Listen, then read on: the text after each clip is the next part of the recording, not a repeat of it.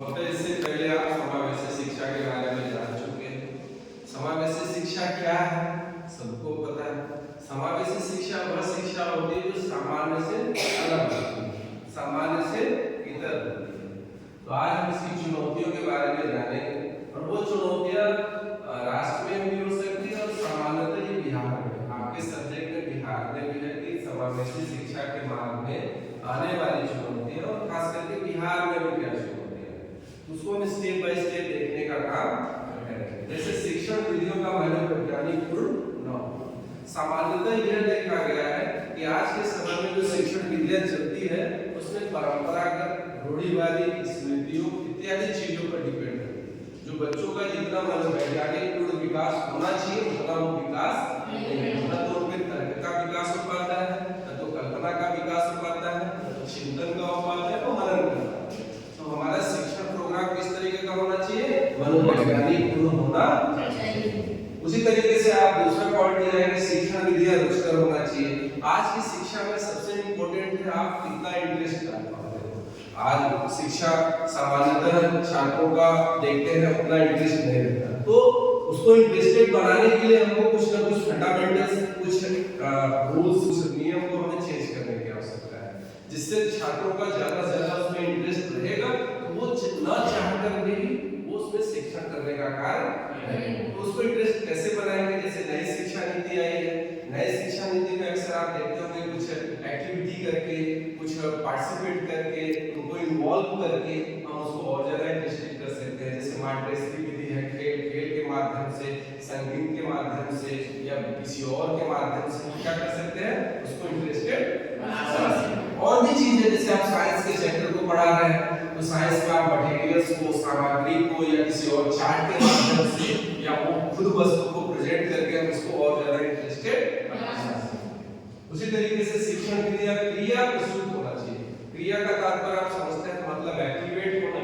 एक क्रिया का मतलब कार्य करना। हमारी शिक्षा विधि इस तरीके की होनी चाहिए कि लगातार वो कार्य करने वाले। कार्य करने का मतलब शारीरिक विकास हमारा ऑलरेडी हो रहा है, मगर हमारा मानसिक विकास हो, हमारा बौद्धिक विकास हो, हमारा चारित्रिक और नैतिक सभी तरीके के एक्टिविटी। तो हमेशा हमारा जो शिक्षण का प्रोग्राम हो वो क्रिया प्रस्तुत, क्रिया मतलब क्रिया कार्य करने वाला हो, लगातार कार्य करने वाला हो, उसमें स्थिरता नहीं होनी। उसी तरीके से शिक्षण विधियां उपयोगी और व्यवहारिक होना चाहिए। सामान्यतः हमारे शिक्षा पैटर्न को ऐसा बनाया गया है जो हमारे लिए उपयोगी नहीं होता, तो हमारा उसमें इंटरेस्ट नहीं है। तो हमारा क्या होना चाहिए कि वो हमारे जीवन के लिए उपयोगी होगा, तो हम उसमें बढ़ चढ़ करके हिस्सा लेंगे, ज्यादा से ज्यादा पार्टिसिपेट करेंगे, तो वो हमारे जीवन के लिए व्यवहारिक होगा। और हमारे आज के समय में जितने भी तरीके के पाठ्यक्रम बनाए जाते हैं, चाहे वो प्राथमिक सेक्टर के बच्चों के लिए, चाहे उच्च प्राथमिक हो या प्रशिक्षण शिक्षा के लिए हो, सब जगह इस चीजों का भरपूर ध्यान रखा जाता है कि वो उनके जीवन के लिए उपयोगी हो। जैसे आज के समय में काफी ऐसे बच्चे रहते हैं उसमें पार्टिसिपेट तो रहते हैं और पढ़ते तो जरूर, उसके जीवन से कुछ लेना देना नहीं होता, कोई और फील्ड हो जाता है, किसी और फील्ड को पढ़ाई आपने किसी और फील्ड की और फिर आप किसी और फील्ड में इन्वॉल्व है, तो आप उसका पूरा सदुपयोग नहीं कर पाते और वो फिर अपने व्यवहारिक जीवन में नहीं ला पाते। तो हमारी शिक्षण विधियां कैसी होनी चाहिए? वो निश्चित ही व्यवहारिक होना चाहिए। तो समावेशी शिक्षा में सबसे इंपॉर्टेंट आज के समय में ये चुनौती है वो व्यवहारिक बनाना, बच्चों के कोडिंग बनाना। उसी तरीके से गत्यात्मक होना चाहिए। तो समावेशी शिक्षा में एक बड़ी प्रॉब्लम यह है कि स्थिरता आ जाता है शिक्षा में।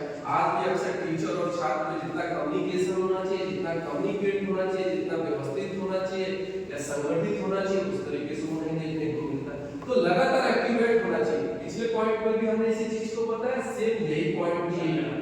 तो वो गत्यात्मक, वो मनोवैज्ञानिक हो सकता है, शारीरिक तो ऑलरेडी तो मानसिक हो सकता है, उसमें बुद्धि को जनरेट करना है, उसमें और तर्क को जनरेट करना है, दोनों तरीके से कम्युनिकेशन करना है।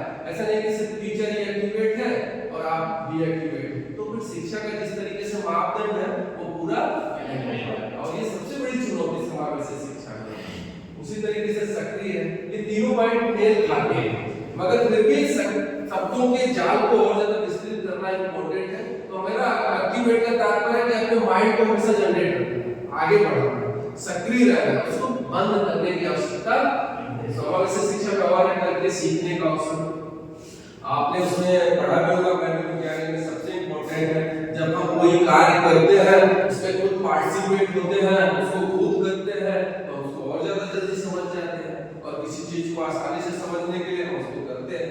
जैसे अक्सर देखते हैं कोई मैकेनिक है, मैकेनिक क्या करता है, खुद अगर कोई चीज बनाने के लिए उसको हम दे देते हैं, वो उस चीज को भली बात उसके सामने रहता है, उस चीज सीख जाता है। आप भी शिक्षा के मेथड में जब रहेंगे तो कोई कार्य खुद करेंगे, उसमें जो भी कमियां हैं उसको हम निरंतर कम करते चले जाएंगे। तो समावेशी शिक्षा में क्या चुनौतियां है, अवसर जो सीखने के अवसर उनको ज्यादा से ज्यादा देना चाहिए, और आज के समय में शिक्षा का मापदंड भी यही है। अब सिर्फ शिक्षक क्या करेगा, निर्देशन करने का कार्य करेगा, इंस्ट्रक्शन देगा, वो आपको सीखने के लिए खुद करेगा। अब पहले के समय में होता था पूरा का पूरा टीचर से पढ़ाते थे, दोनों तरीके से कम्युनिकेशन नहीं होता था, सिर्फ टीचर ही एक्टिवेट रहता था और छात्र जो रहते थे खाली सुनने का काम करते थे। मगर आज के समय में नई शिक्षा नीति में क्या इन्वॉल्व हुआ है, उसको हमेशा एक्टिवेट रखना है, उसको भी सीखने का अवसर देना चाहिए। ये भी जो चुनौती है उसे अक्सर संबंध है। अक्सर हम किसी पाठ्यक्रम को पढ़ाते हैं या किसी भी समावेशी शिक्षा में एक बड़ी चैलेंज ये भी है, चुनौती ये भी है कि हम किसी चीज को पढ़ाते हैं तो हमारे सामने आता दिए वो बीच में रुकावट टाइप आ जाता है। जैसे हमारा पाठ बना होता है तो पाठ में एक पाठ के बाद दूसरे लेसन का एक औचित्य होता है, उसी तरीके से इसमें भी हमको फोकस करने की आवश्यकता है कि उसमें तारतम्यता बनाना है, सामंजस्य बनाना है, सहसंबंध बनाना है। मतलब एक पाठ को पढ़ा रहे हैं छात्रों को ये नहीं लगना चाहिए कि ये अलग है फिर इसके बाद ये अलग है। तो जब एक सामंजस्य, अक्सर देखिए हमारे जो लेसन भी बने होते हैं, अक्सर आप देखते होंगे तो उसमें लेसन का चाहे हिंदी के किसी भी किसी भी पाठ को उठा लीजिए 1 2 3 या 5 6 7 का, पहले आप वंदना को पढ़ेंगे, फिर साहस को पढ़ेंगे, फिर स्वाभिमान को पढ़ेंगे, फिर धर्म के सामंजस्य को पढ़ेंगे, पर्वों को पढ़ेंगे। तो एक तारतम्यता होना चाहिए, उसमें सामंजस्य। उसी तरीके से हमें भी यहाँ चीजों को क्या करना चाहिए, सहसंबंध एक्टिवेट करना है। निर्देशन और परामर्श हमारे समावेशी शिक्षा में आज सबसे बड़ी चुनौती ये भी आ रही है कि हम किसी चीज को कितना निर्देशित कर रहे हैं, कब निर्देशित कर रहे हैं, कहाँ परामर्श लेने, ये अव्यवस्था आ रही है क्योंकि उतने लोग अवेलेबल नहीं हो पा रहे इसकी पूर्ति कर पाए। ठीक है, थैंक यू।